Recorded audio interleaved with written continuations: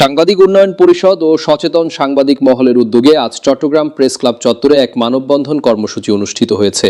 সাংবাদিক উন্নয়ন পরিষদের ডিরেক্টর বিশিষ্ট লেখক ও গবেষক মোহাম্মদ কামাল উদ্দিনের বিরুদ্ধে মিথ্যা, অপপ্রচার, হয়রানিমূলক কর্মকাণ্ড, সামাজিক যোগাযোগ মাধ্যমে হুমকি এবং ভিত্তিহীন সংবাদ সম্মেলনের প্রতিবাদে এই কর্মসূচির আয়োজন করা হয়। মানববন্ধনে সভাপতিত্ব করেন সাংবাদিক উন্নয়ন পরিষদের চেয়ারম্যান SM মিজানুল্লাহ। কিছু থেকে কিছু হলে চাঁদাবাজ আখ্যায়িত করা হচ্ছে, বিভিন্ন ট্যাগ লাগিয়ে দেওয়া হচ্ছে। যে সরকার প্রধানমন্ত্রী ঘোষণা দিয়েছেন চাঁদাবাজ উন্মুক্ত করবে, দলাদলি থাকবে না, তাহলে সুজন গ্রুপ, যে গ্রুপে সাংবাদিক কামাল উদ্দিনের বিরুদ্ধে মিথ্যা অপপ্রচার। উপস্থিত ছিলেন কেন্দ্রীয় সভাপতি শহীদুল ইসলাম, সংগঠনের কেন্দ্রীয় সাধারণ সম্পাদক রেবেকা সুলতানা রেখা চৌধুরী।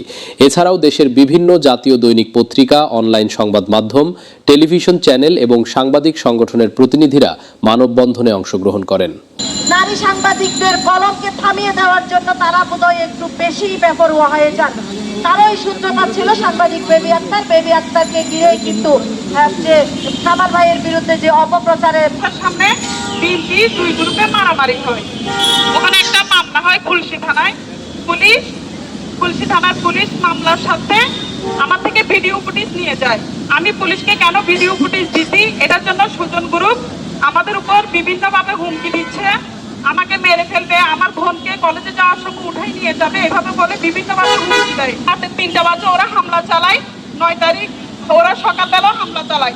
আমি থানায় ফোন করি, কোনো উপকার পাই নাই, আমি ওদের থেকে কোনো সাহায্য পাই নাই। পর আমি ডিসি আমিরুলকে ফোন দিই, উনি পুলিশ পাঠায় আমাকে আর আমার বোনকে সেভ করে এলাকা থেকে বাহির করে। পরে এখনো পর্যন্ত আমি এলাকায় ঢুকতে পারি নাই, আমার বাসায় যেতে পারছি। বক্তারা বলেন, সাংবাদিকতা একটি দায়িত্বশীল পেশা। ব্যক্তিগত স্বার্থে কিংবা কোনো উদ্দেশ্য প্রণোদিত মহলের প্ররোচনায় একজন সাংবাদিক, লেখক বা গবেষকের বিরুদ্ধে মিথ্যা, অপপ্রচার চালানো স্বাধীন সাংবাদিকতার পরিপন্থী।